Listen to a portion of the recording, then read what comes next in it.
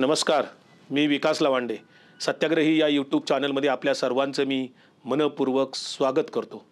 आज आहे 25 सप्टेंबर 2024. आज आपल्याशी मी बोलायला आलो आहे ते आरक्षणाचे मारेकरी कोण या विषयावर मला आज बोलायचं आहे. याच्या आधी मी 3-4 व्हिडिओ या विषयावर वेगवेगळ्या स्वरूपाने केलेले आहेत. काही माहिती देण्याचा याच्या आधी प्रयत्न केलेला आहे. परंतु आज बोलण्याचं औचित्य म्हणजे जे मनोज जरांगे पाटलांचं उपोषण सुरू आहे, त्याचबरोबर दुसऱ्या बाजूला ओबीसींचंही उपोषण वडीगोद्रीमध्ये सुरू आहे. अंतरवाली सराटी आणि वडीगोद्री या दोन ठिकाणी दोन उपोषणं गेले 1 आठवड्यापासून सुरू आहेत. मनोज जरांगे पाटलांचा त्या ठिकाणी जीव कासावीस होतोय किंवा जीव धोक्यात आहे अशी एक परिस्थिती आहे. त्याचबरोबर ओबीसीचे जे आरक्षणाचे संरक्षणासाठी म्हणून आरक्षणाचे त्या ठिकाणी रक्षण व्हावं म्हणून उपोषणाला बसलेले लक्ष्मण हाके असतील किंवा गोसावी आहेत, हे जे काय उपोषणाला बसलेले लोक आहेत यांचा जीव टांगणीला लागलेला आहे. खरं तर हे जे कोणी उपोषणाला बसलेले दोन्ही बाजूचे लोक आहेत यांचा जीव टांगणीला लागला आहे आणि शासन मात्र राजकीय त्यांची रणनीती आखण्यामध्ये व्यस्त आहे. नागपूरमध्ये काल अमित शहा येऊन गेले, केंद्रीय गृहमंत्री. त्यांनी भारतीय जनता पार्टीच्या पदाधिकाऱ्यांच्या मेळाव्यामध्ये, प्रमुख नेत्यांच्या बैठकीमध्ये आरक्षण आणि या अनुषंगाने निवडणूक या अनुषंगाने काही विधानं केली.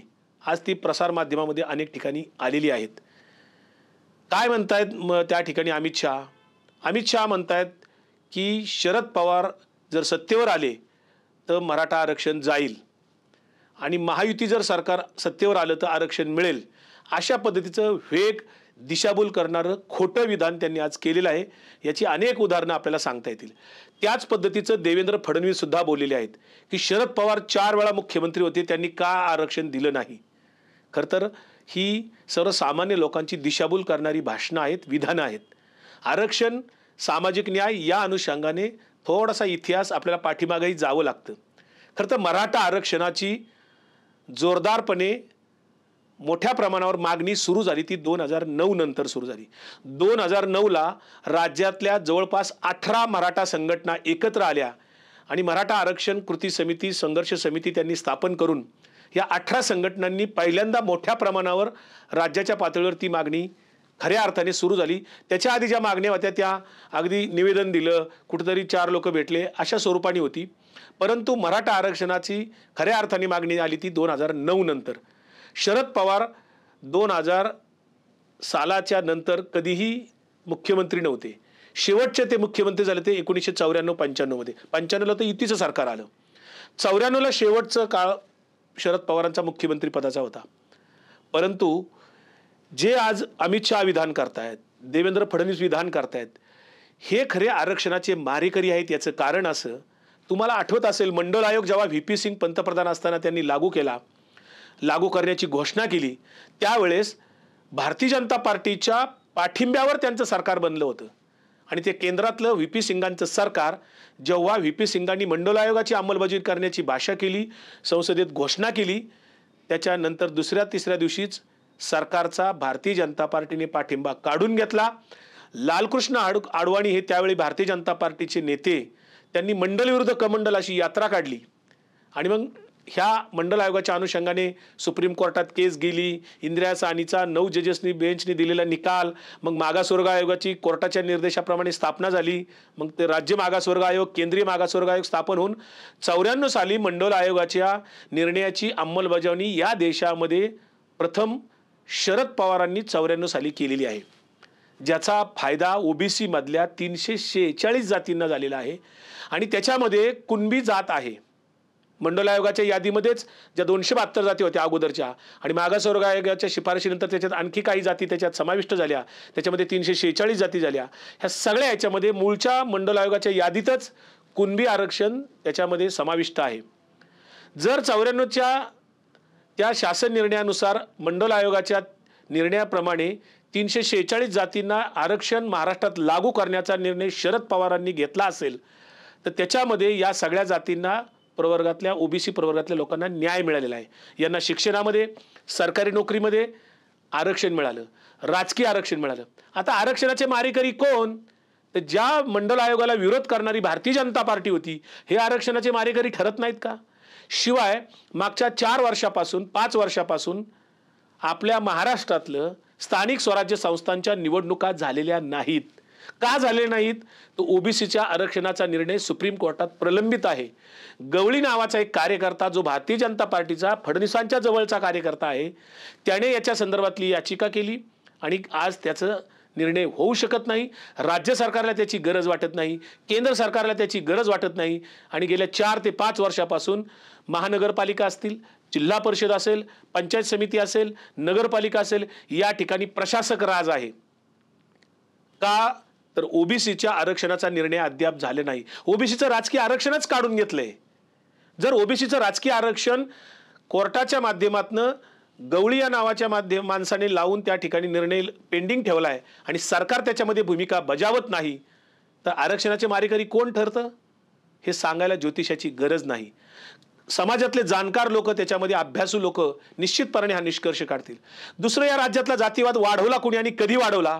तुम्हाला आठवत असेल, जेव्हा मंडल आयोगाची अंमलबजावणी केली 94 साली, त्यावेळेस भारतीय जनता पार्टीच्या लोकांना असा धक्का बसला की आता, त्यावेळेस राष्ट्रवादी काँग्रेस पक्ष नव्हताच, काँग्रेस पक्ष होता. काँग्रेस पक्ष आता मंडल आयोगाच्या अंमलबजावणीमुळे यांना आता लोक साथ देतील, आपल्याबरोबर आता कोणी येणार नाही आणि असं म्हणून चिथावणीखोर भाषणं दिली गेली आणि माधव नावाचा फॉर्म्युला बीजेपीने राजकीय फॉर्म्युला काढला, ज्याचं नेतृत्व तत्कालीन स्वर्गीय गोपीनाथ मुंडे, बाकीचे सगळे त्यावेळचे बीजेपीचे नेते करत होते. काय फॉर्म्युला हा? माधव म्हणजे माळी, धनगर, वंजारी या 3 मोठ्या ओबीसी मधल्या जाती आहेत. या 3 मोठ्या जातींचा समूह एकत्र करून भगवानगडावर मोर्चे काढायला, मेळावे घ्यायला सुरुवात केली गेली. पहिला माधव फॉर्म्युला करून त्या पद्धतीनं भारतीय जनता पार्टीने महाराष्ट्रात अशा पद्धतीने मेळावे घ्यायला सुरुवात करून या माळी, धनगर, वंजारी या जातीच्या लोकांच्या दिशाभूल करून त्यांना आपलेसं करण्याचा सातत्याने प्रयत्न केला. तोपर्यंत या राज्यामध्ये जातीच्या संघटना नव्हत्या. तिथून पुढे खऱ्या अर्थाने या राज्यात जातीच्या संघटना निर्माण होऊ लागल्या. प्रत्येक जातीने आपापला महाराष्ट्र पुरुष, महापुरुष शोधून काढला, इतिहासातनं संत पुरुष शोधून काढले आणि या महापुरुष संत पुरुषांचे फोटो लावून त्यांच्या नावाचा उपयोग करून आपापल्या जातीच्या संघटना सगळ्या आज तयार झालेल्या आहेत. आज महाराष्ट्रातली एकही जात शिल्लक नाही की त्या जातीची संघटना नाही. राहिला प्रश्न मराठा आरक्षणाचा. मराठा आरक्षणाच्या अनुषंगाने शरद पवार जेव्हा पहिल्यांदा मुख्यमंत्री झाले पुलोद आघाडीतनं, त्यावेळेस आर्थिक निकषावर आधारित तत्कालीन अण्णासाहेब पाटलांनी मागणी केली होती. आर्थिक निकषावर, मराठा जातीचं आरक्षण मागणी नव्हती, ती आर्थिक निकषावर होती आणि आर्थिक निकषावर मागणी केल्यानंतर शरद पवारांनी ती मागणी मान्यही केली होती. पण पुढच्या काळामध्ये ती मागणी कोर्टात, आरक्षणाचा जो निर्णय घेतला होता आर्थिक निकषावर, तो कोर्टात टिकला नाही. हे वास्तव आहे. असं असताना शरद पवारांना दोषी धरले जाते. दुसरं काय, अनेक वेगवेगळे आयोग ज्याच्यामध्ये मराठा आरक्षण देण्यासंदर्भातले त्यांनी निकाल दिलेले आहेत. म्हणजे खत्री आयोगाने मराठा आणि कुणबी एकच आहेत हे मान्य केलं नाही. त्याच्यानंतरचा बापट आयोग आला, त्या न्यायमूर्ती बापट आयोगाने सुद्धा मराठा आणि कुणबी एक आहेत असं मान्य केलं नाही. त्याचबरोबर काही हायकोर्टाचे निकाल, काही सुप्रीम कोर्टाचे निकाल, त्याच्यामध्ये त्यांनी सुद्धा कुणबी आणि मराठा एकच आहेत हे मान्य करायला नकार दिलेला आहे. त्याच्यामुळे ती मागणी पेंडिंग राहिली, प्रलंबित राहिली. 2009 नंतर मात्र जेव्हा मराठा आरक्षणाच्या मोठ्या प्रमाणावर मागणी सुरू झाली, तेव्हा सरकारने पुन्हा नारायण राणे यांच्या अध्यक्षतेखाली एक समिती नेमली पृथ्वीराज चव्हाण मुख्यमंत्री असताना आणि त्या समितीने 16% आरक्षण देण्याची शिफारस केली. त्या आरक्षणाच्या संदर्भात पुढे तुम्हाला माहिती आहे की मग ते कोर्टात टिकलं नाही. त्याच्यानंतर काय केलं, आरक्षणाचे मारेकरी ज्यांना आपण म्हणतोय त्या भारतीय जनता पार्टीला, त्या नरेंद्र मोदींच्या सरकारने 102वी घटना दुरुस्ती केली आणि राज्य सरकारचे आरक्षणाच्या संदर्भातले अधिकारच काढून घेतले 102वी घटना दुरुस्ती करून 2017 मध्ये.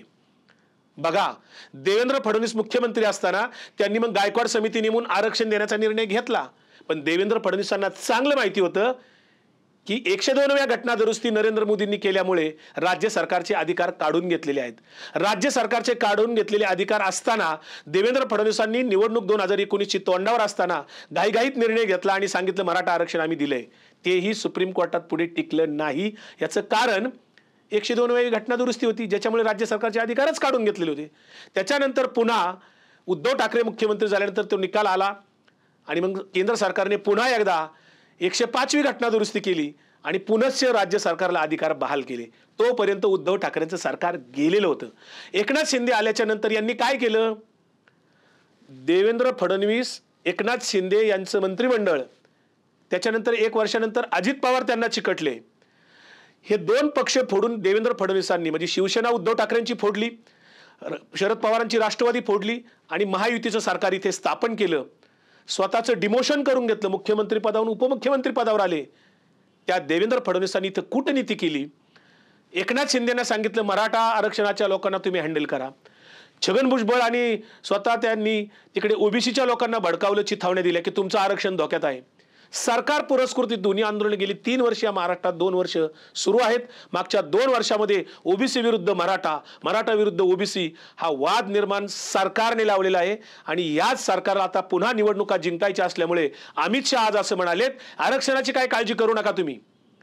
आम्ही पटेल गुज्जर यांचं आरक्षणाचे प्रश्न कसे मार्गी लावलेत आम्हाला माहिती आहे. त्यामुळे मराठवाड्यामध्ये आपण 30 जागा जिंकणार आहोत. आरक्षणाची काही चिंता करू नका, आंदोलनाची काही चिंता करू नका, आंदोलनवाल्यांना काय करायचे ते करू द्या.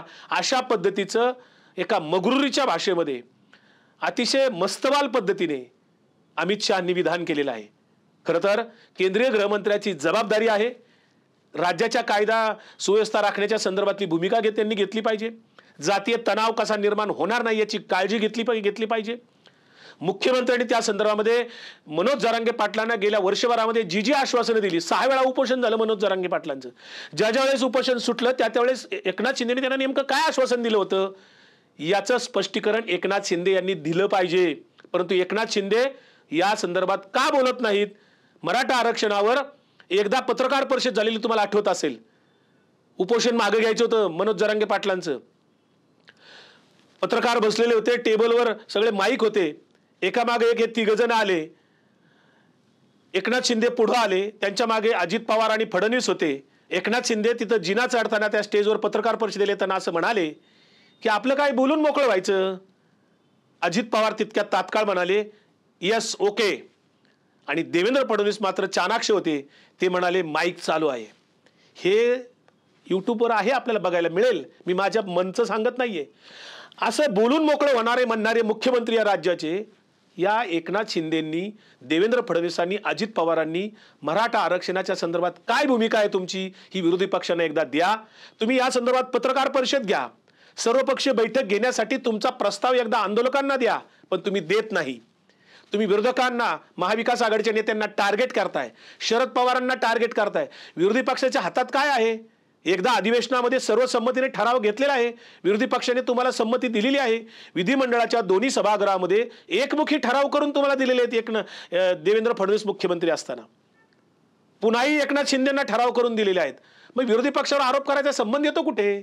मुळामध्ये एकनाथ शिंदेंनी हे सांगायला पाहिजे की मनोज जरांगे पाटील, ओबीसीतून तुम्ही जी आरक्षणाची मागणी करताय ही मागणी मान्य होईल किंवा नाही या संदर्भात स्पष्टपणे भूमिका घेण्याची वेळ आलेली आहे. राज्य सरकारचा या संदर्भातला जो काही प्रस्ताव असेल तो त्यांनी पब्लिक समोर ठेवला पाहिजे. पत्रकार परिषद घेऊन हे सांगितलं पाहिजे की राज्य सरकारची ही भूमिका आहे. हे तुम्ही ओबीसींनाही सांगा, हे मराठ्यांना पण सांगा. पण हे सांगत नाहीत. निवडणुका आता कुठल्याही क्षणी पुढच्या आठवड्याभरामध्ये आचारसंहिता डिक्लेअर होईल आणि आचारसंहिता डिक्लेअर होण्याच्या अगोदर हे काहीतरी थातूर मातूर एखादी घोषणा करण्याची शक्यता नाकारता येत नाही, जेणेकरून येणाऱ्या विधानसभेमध्ये मतदान मिळवायचे. मराठा आरक्षणाच्या अनुषंगाने नरेंद्र मोदी आतापर्यंत एकही शब्द बोललेले नाहीत. मागे एकदा जरांगे पाटलाचं उपोषण चालत होतं, शिर्डीला आले होते, तेव्हाही ते बोलले नाहीत. आता उद्या मेट्रोचं पुण्यामध्ये उद्घाटन करायला येणार आहेत, बघूयात मन की बात करतायत का. महाराष्ट्रामध्ये एवढा ज्वलंत प्रश्न ओबीसी आणि मराठ्यांचा सुरू असताना उद्याच्या पुण्यातल्या मेट्रोच्या उद्घाटनाच्या निमित्तानं खरं तर राजकीय भाषण करण्यापेक्षा देवेंद्र फडणवीस यांनी त्या ठिकाणी ब्रीफिंग करावं, एकनाथ शिंदे यांनी ब्रीफिंग करावं, नरेंद्र मोदींनी एकदा मन की बात या संदर्भात करावीच.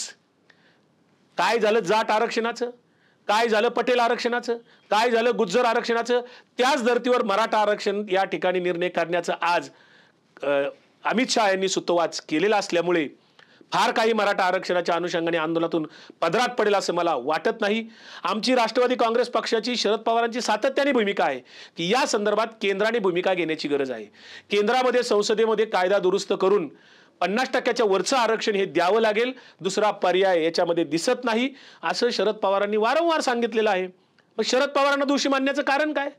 शरद पवारांनी जर वारंवार हे सांगितलेलं आहे की याच्यामध्ये तेढ निर्माण झालेलं आहे, जातीय सलोखा राखण्याची गरज आहे, केंद्र सरकारने ताबडतोब हस्तक्षेप करून मराठा आरक्षणाच्या अनुषंगाने भूमिका घ्यावी.